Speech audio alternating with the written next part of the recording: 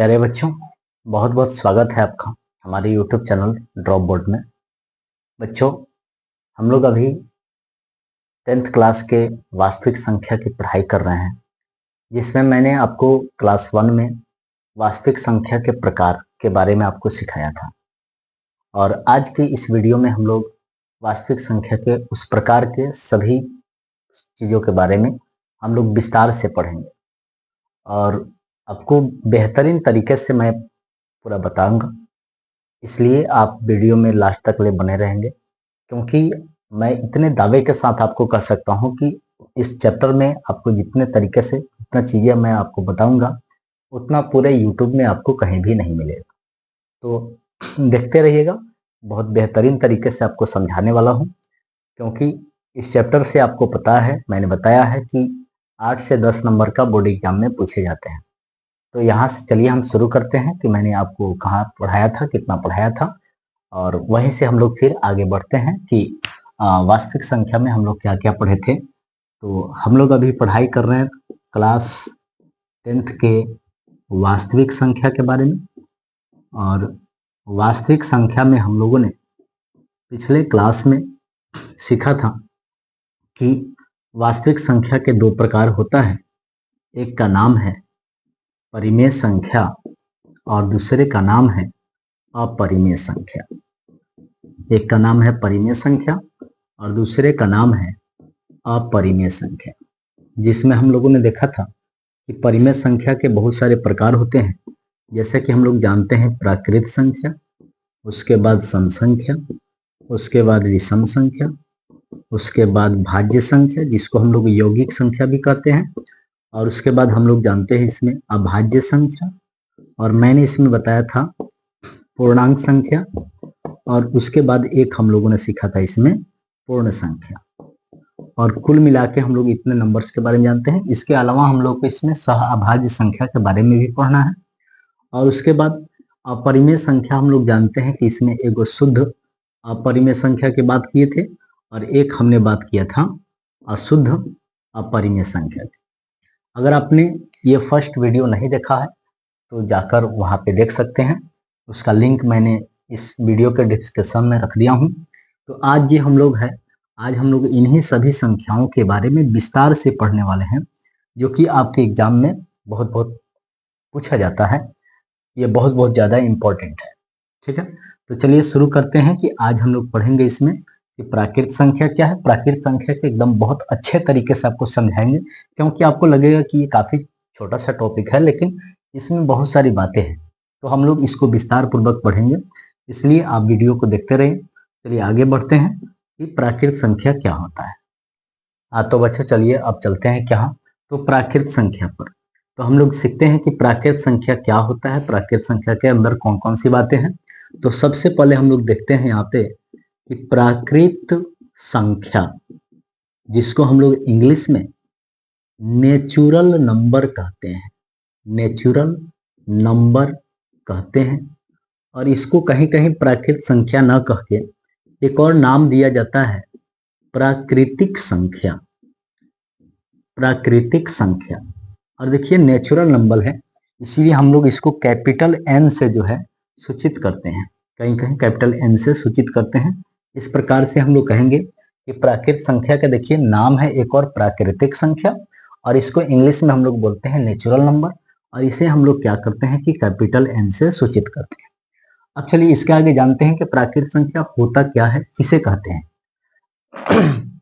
तो प्राकृत संख्या की हम लोग परिभाषा देते हैं कि जो गिनती की संख्या होती है उसी को हम लोग प्राकृत संख्या बोलते हैं।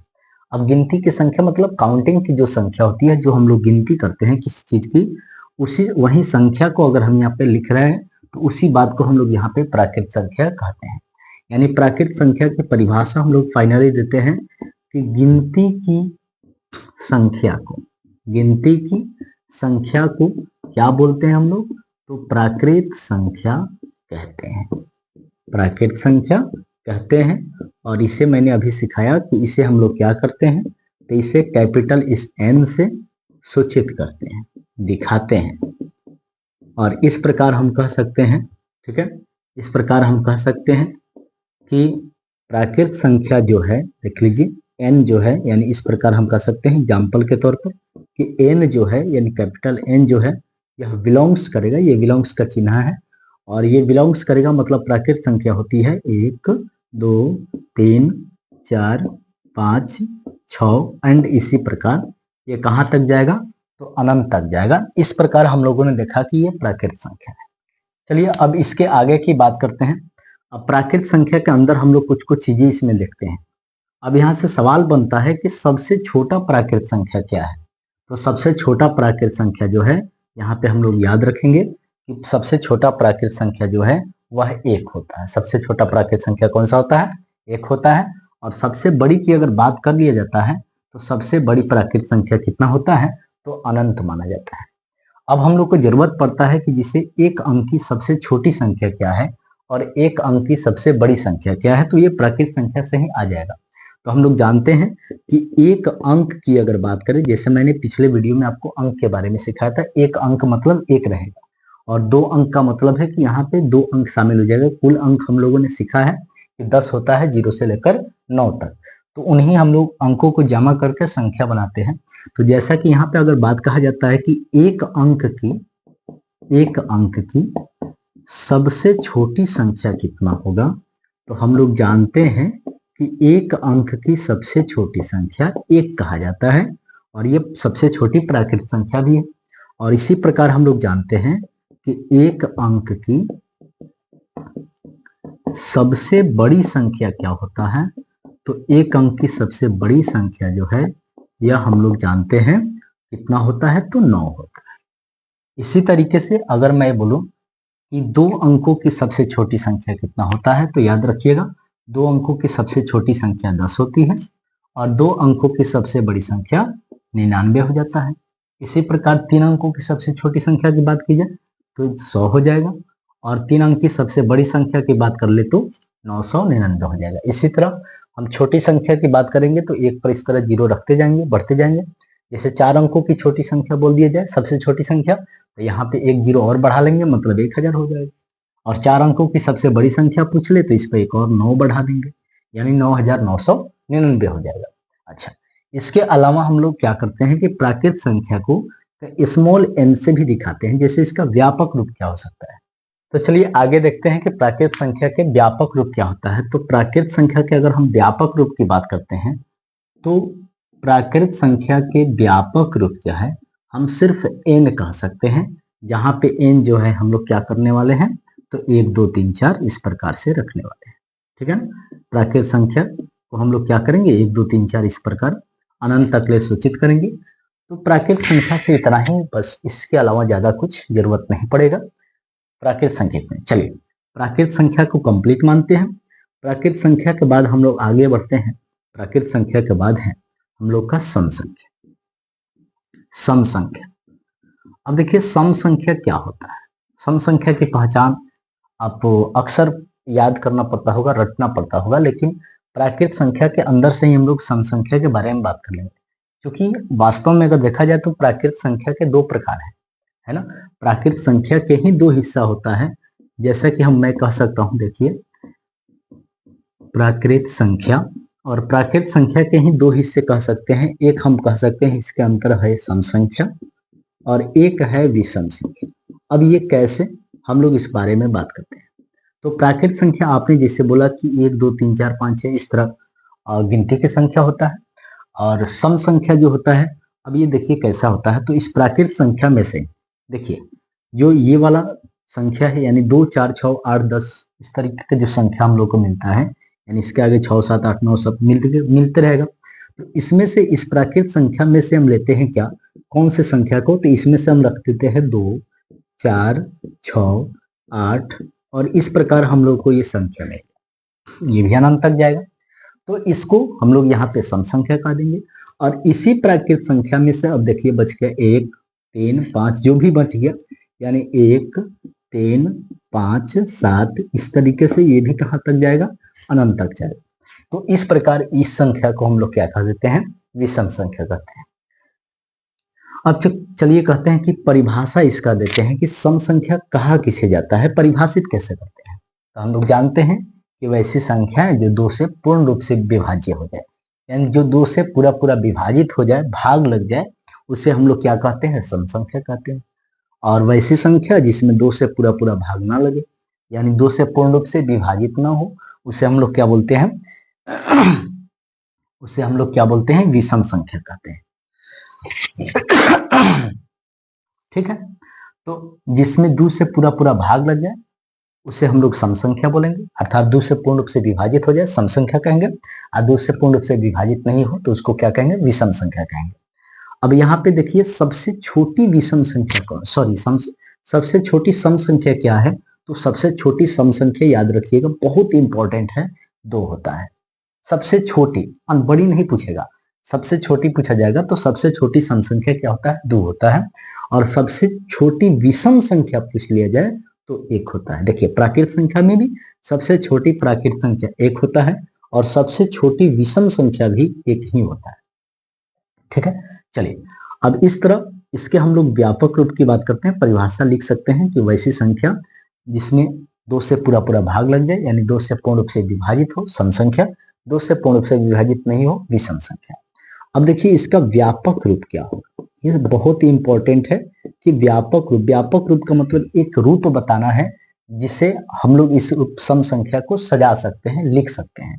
तो व्यापक रूप होता है, सम संख्या के लिए दिखा देंगे 2n, यहाँ पे n जो है यह एक प्राकृत संख्या है। n कैसी संख्या है? प्राकृत संख्या। क्योंकि अगर हम n के जगह पर किसी इस प्राकृत संख्या को रखते हैं तो हमें ये सम संख्या प्राप्त हो जाएगा। जैसे अगर हम n के जगह पर 1 रख लेते हैं तो 2 से गुना होके क्या हो जाएगा? 2 मिल जाएगी। अगर n के जगह पर हम 2 रख लेते हैं तो 2 से गुना होके 2 दूने 4 मिल जाएगी। इस तरीके से n के जगह पर 3 रख लेते हैं तो 2 तिया 6 मिल जाएगा। n के जगह पर 4 रख लेते हैं तो 8 मिल जाएगा। और इसी प्रकार हम लोग को है जो सारी संख्याएं, इस प्रकार सम संख्या हम लोग को प्राप्त हो। यानी समझ लीजिए कि सम संख्या का व्यापक रूप कहेंगे तो व्यापक रूप अब एक लाइन में, एक वर्ड में बोल लीजिए कि 2n होता है, जहां n जो होता है वह एक प्राकृत संख्या को दिखाता है। ठीक है, इसी प्रकार से हम लोग सीखते हैं विषम संख्या, और विषम संख्या को भी हम लोग व्यापक रूप में कह सकते हैं। और व्यापक रूप में कैसे कह सकता हूं? तो यहाँ पे हम कह सकते हैं क्या? 2n+1। देखिए यहाँ 2n+1 है, यानी जहां पे हम लोग क्या कर सकते हैं कि n का मान जो है, n जो है, सॉरी 2n-1 कह दीजिए, ये ज्यादा बेटर देन रहेगा। जहां पे n जो है वह क्या होता है? ये प्राकृत संख्या, क्योंकि ये प्राकृत संख्या के ही प्रकार है एक तरीके से देखा जाए तो यहाँ n जो है यह एक प्राकृत संख्या है। और इस प्रकार विषम संख्या का व्यापक रूप हो जाता है क्या? 2n-1। अब यहाँ पर भी आप n रख के देख सकते हैं, वेरीफाई कर सकते हैं कि n के जगह पर अगर हम 1 रखते हैं तो 2 से 1 गुना होकर 2 मिलेगा, 2 में से 1 माइनस कर लेंगे, हम लोग को 1 मिल जाएगा। इसी तरह n के जगह पर अगर 2 रखते हैं तो 2 दूना 4, और 4 में से 1 हटा लेंगे तो हम लोग को 3 मिल जाएगा। और इसी तरह 3 रख के देख लीजिए, 6 में से 2 हटाया, 1 हटाया, सॉरी 5 मिलेगा। और इस प्रकार 1, 3, 5, 7 हम लोग को विषम संख्या मिल जाएगा। यहाँ पे ज्यादातर याद क्या रखना है? तो सबसे छोटी सम संख्या 2 याद रखना है, सबसे छोटी विषम संख्या 1 याद रखना है। इसका व्यापक रूप एग्जाम में पूछ लिया जाता है। ठीक है, तो याद रखिएगा, सम संख्या का व्यापक रूप 2n होता है और विषम संख्या का व्यापक रूप 2n-1 होता है। ठीक है, अब चलिए सम संख्या और विषम संख्या हम लोग कंप्लीट कर लिए। अब इसके आगे हम लोग थोड़ा सा और आगे बढ़ते।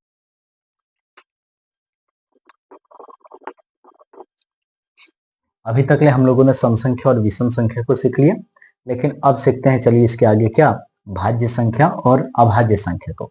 लेकिन बेहतरीन तरीके से सीखने के लिए, भाज्य संख्या और अभाज्य संख्या को समझने के लिए हम लोग उससे पहले कुछ चीजों को सीखते हैं, जैसे कि हम लोग को पढ़ना पड़ेगा, सीखना पड़ेगा क्या, तो गुणनखंड के बारे में। गुणनखंड क्या होता है? गुणनखंड यानी फैक्टर किसे कहते हैं, इस बारे में हम लोग को थोड़ा सा बात करना होगा।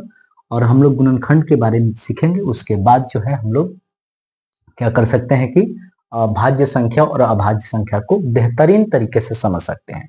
इसलिए बेहतरीन हम लोग को करना है, बेस्ट करना है, क्योंकि मैंने आपको पहले ही दावा किया है कि जो आपको वास्तविक संख्या में मैं पढ़ा रहा हूँ पूरे यूट्यूब में आपको कहीं भी नहीं मिलेगा। चाहे कितना ही, किसी भी प्रकार का, कितना हो बड़े बड़े टीचर हैं, आप देख सकते हैं। तो चलिए हम लोग बात करते हैं क्या, हम लोग सबसे पहले बात करेंगे सबसे पहले हम लोग बात करेंगे गुणनखंड के बारे में। गुणनखंड क्या होता है? तो गुणनखंड को हम लोग यहाँ पे इंग्लिश में फैक्टर बोलते हैं, गुणनखंड कहते हैं। अब देखिए यहाँ पे हम लोग अंकों का, संख्याओं का गुणनखंड करना है। तो गुणनखंड किस प्रकार का होता है, इसे कहते हैं, क्या होता है, ध्यान दें। तो सबसे पहले गुणनखंड क्या होता है कि गुणनखंड का मतलब है कि हम किसी संख्या का गुणनखंड, ये सारी संख्याएं होगा जो संख्या को विभाजित कर पाएगा। जैसे कहने का मतलब है कि अगर मैं एक संख्या लेता हूं 10 और हम कहते हैं कि बताइए 10 का गुणनखंड क्या होगा, 10 का गुणनखंड क्या होगा, सिर्फ गुणनखंड कहा जा रहा है। तो 10 का गुणनखंड क्या होगा?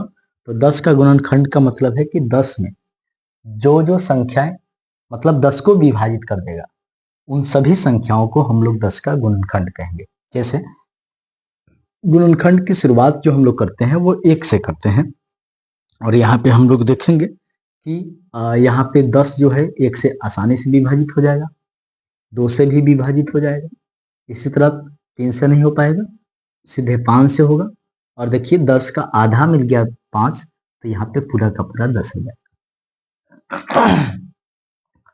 और इस प्रकार हम लोगों ने देखा कि 10 का गुणनखंड क्या हो जाएगा, तो 1 मिला, 2 मिला, 5 मिला और 10 मिला।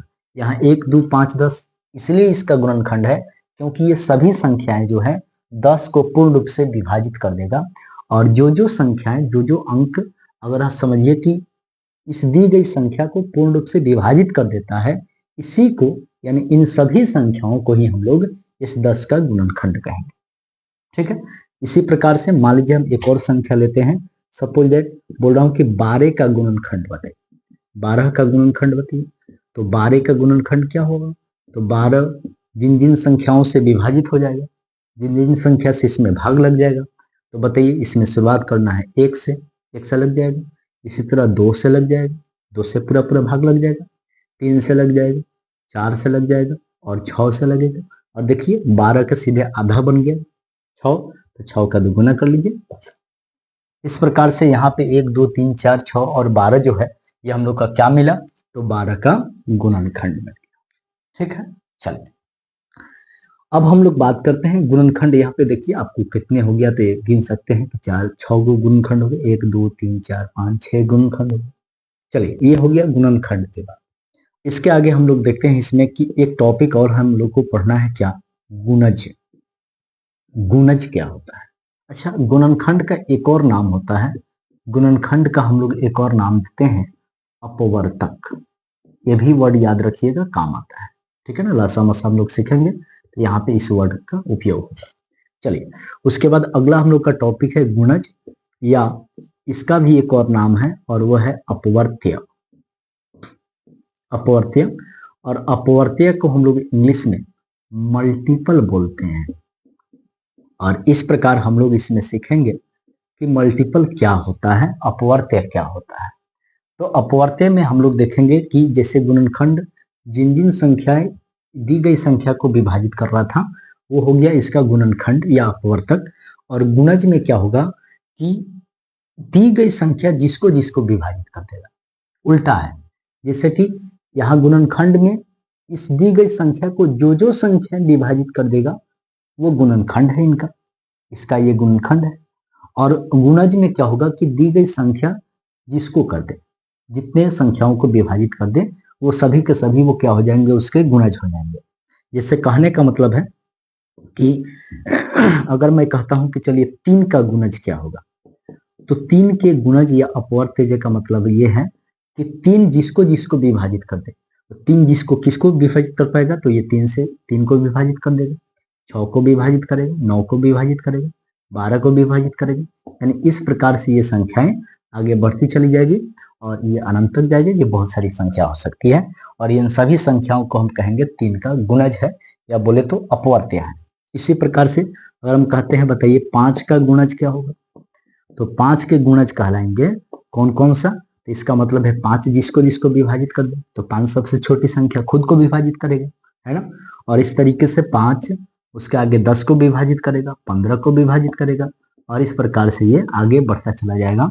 और कुल मिला के हम लोग यहाँ पे ये सीख लिए, बस यही बातें हैं कि यहाँ गुणनखंड क्या होगा और गुणज क्या होगा, ठीक है ना, जो कि आपके एग्जाम में 1-2 क्वेश्चन या आगे चल के बहुत सारे चैप्टर्स में इसकी जरूरत पड़ता है। बेसिक चीजें हैं बट बहुत इंपॉर्टेंट चीजें हैं, ठीक है। तो इसे ध्यानपूर्वक, इसे विशेष रूप से याद रखना है। अब आगे बढ़ते हैं हम लोग इसमें। तो एक और चीज इसमें हम लोग को सीखना है जिसका नाम है अभाज्य गुणनखंड। और अभाज्य गुणनखंड पर सीधे सवाल जो है आपके एग्जाम में पूछ लिए जाते हैं। तो चलिए थोड़ा सा और आगे बढ़ते हैं, क्योंकि वीडियो बहुत ज्यादा लंबे हो जाएगा। तो ध्यान देते हैं अभाज्य गुणनखंड क्या होता है।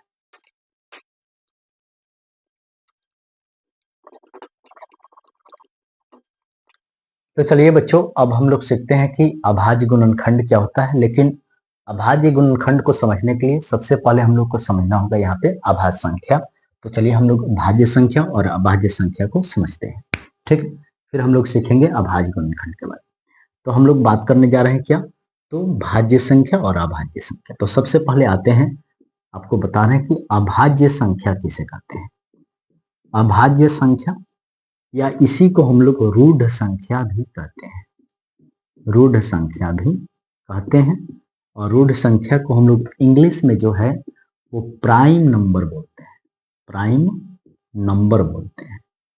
तो चलिए बात करते हैं कि अभाज्य संख्या क्या होता है। देखिए, अभाज्य संख्या के बारे में बोलेंगे कि वैसी संख्या जिसका केवल 2 गुणनखंड हो। अभी अभी हम लोगों ने गुणनखंड के बारे में सीखा कि जो संख्या दी गई संख्या को विभाजित कर दे तो उसे हम लोग गुणनखंड बोलते हैं।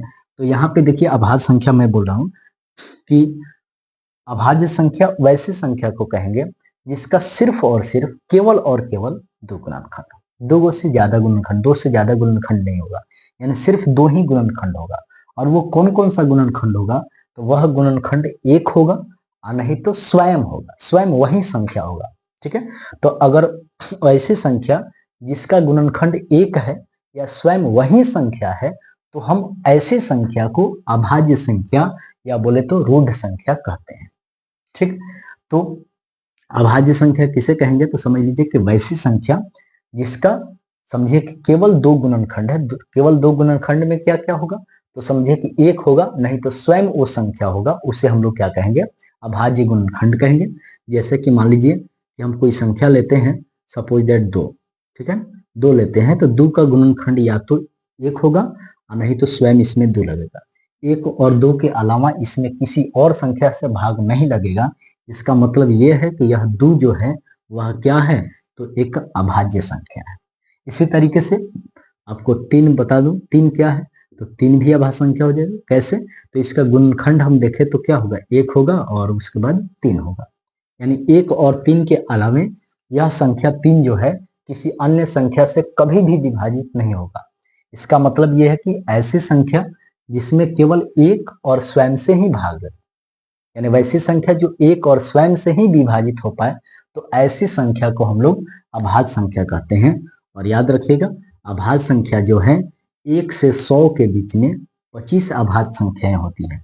जैसे कि सबसे छोटी अभाज्य संख्या हम लोग का 2 मिलता है, फिर 3, फिर 5, फिर 7, 11, इसी तरह 13,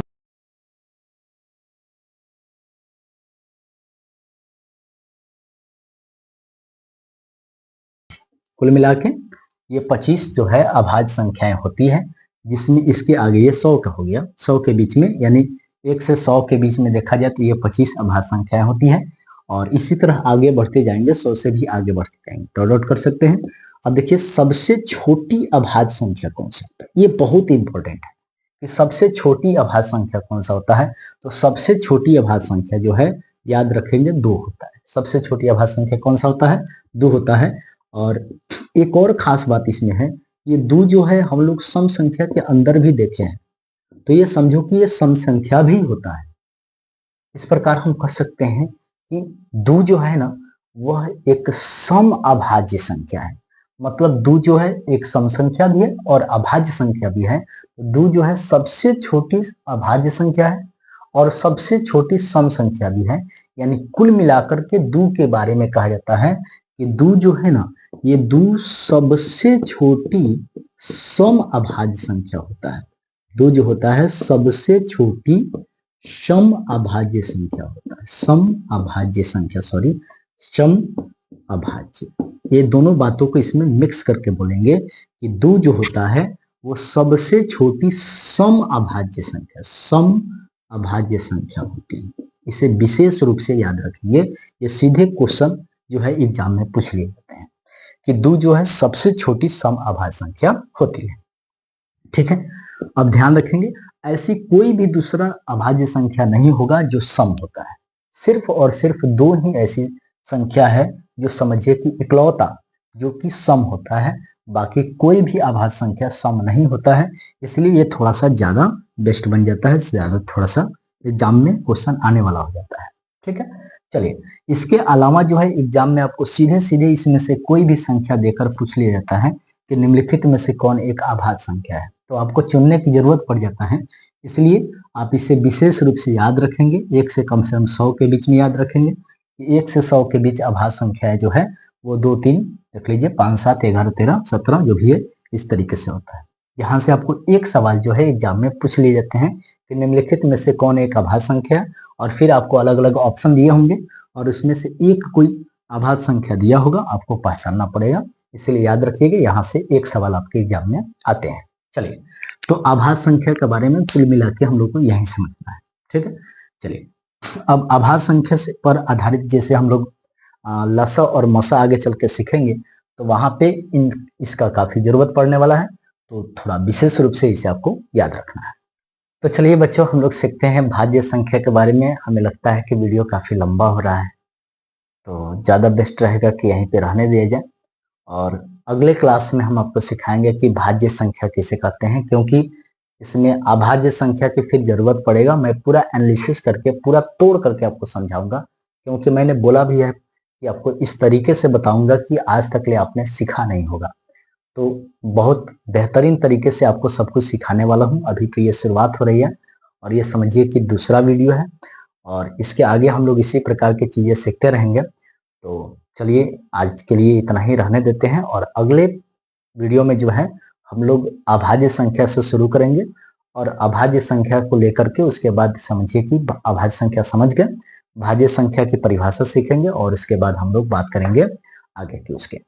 ठीक है, तो आज के लिए इतना ही रहने देते हैं।